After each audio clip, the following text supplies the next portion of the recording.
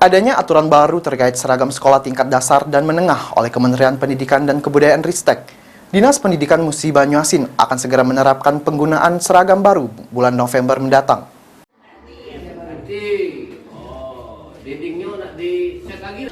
Adanya aturan baru terkait seragam sekolah siswa tingkat dasar dan menengah yang tertuang dalam Permendikbud Ristek nomor 50 tahun 2022 mendapatkan tanggapan dari Dinas Pendidikan di daerah.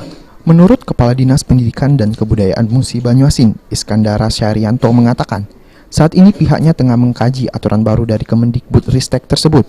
Saat ini di Musi Banyuasin mekanisme belajar mengajar sudah berjalan normal.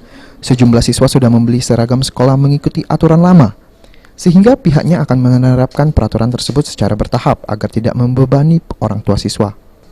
Adanya Permendikbud ini kita lebih, kalau bahasa di dalam aturan ini lebih mengutamakan adanya kesetaraan di setiap masyarakat, karena ada juga mungkin sekolah yang sudah membuat pakaian khusus ya.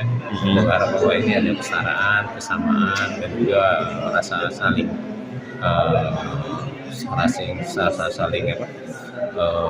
memiliki dalam penyelenggaraan pendidikan ini. Dan kita memang belum menerapkan, memang saya percaya tanggal di bulan September ini sudah harus dilakukan, tapi kita sudah harus meminta kajian dulu dan kita masuk ke Pak Bupati untuk diberikan surat. Terkait kebijakan untuk mengenakan pakaian adat, Dinas Pendidikan dan Kebudayaan Musi Banyuasin akan mengembalikan kepada pemerintah daerah dan akan menyesuaikan dengan kearifan lokal.